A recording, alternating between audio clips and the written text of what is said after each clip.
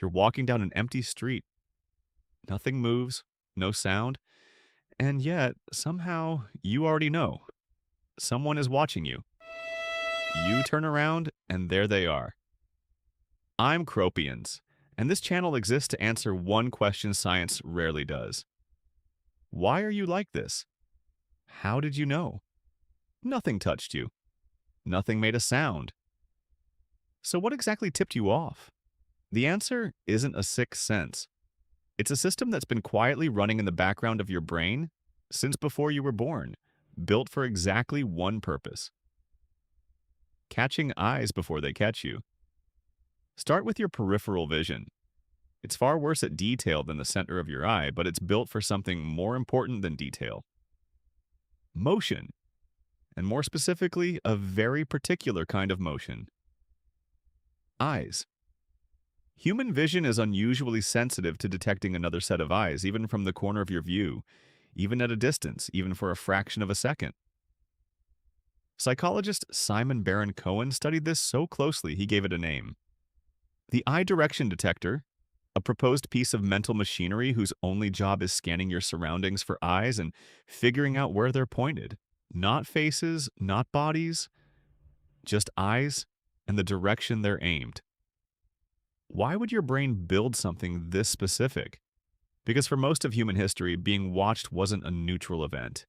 It meant something was assessing you: a predator deciding whether you were worth the chase, a rival deciding whether you were a threat, a stranger deciding whether you belonged. In every one of those situations, the earlier you noticed the gaze, the more time you had to react. Natural selection doesn't reward comfort. It rewards a head start.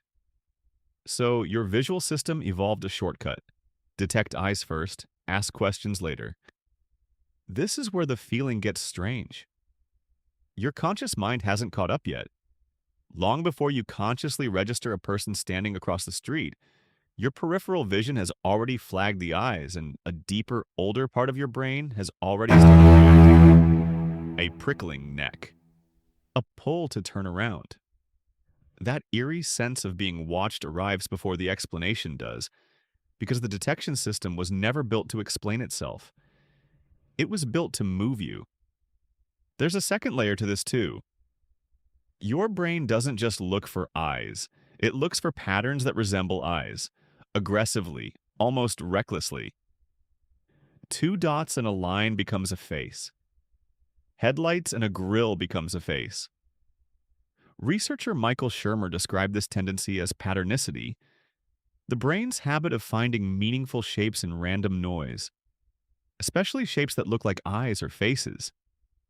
It's a wildly overactive filter, and overactive on purpose. A brain that occasionally sees a face in a shadow loses nothing.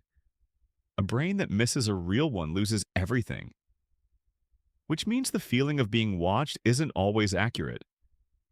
Sometimes it's two dots and a shadow, patternicity firing on nothing at all. But your nervous system would rather give you 100 false alarms than miss one real threat. Think about how often this fires today, completely disconnected from any real danger. A dark hallway, a window at night when the lights are on inside and off outside, turning the glass into a mirror instead of a view. A crowded train where you can't quite place who's looking. None of these carry any real risk, but the exact same eye detection machinery that once scanned the grasslands for predators is still running, quietly underneath everything, treating a dark window the same way it once treated a real set of eyes in the brush. You didn't imagine that feeling on the empty street. Some part of your visual system caught something before you consciously could: a shape, a shadow, a pair of eyes at the edge of your vision, and it did exactly what it was built to do millions of years ago. It didn't wait for permission. It didn't wait for proof. It just made sure you turned around first.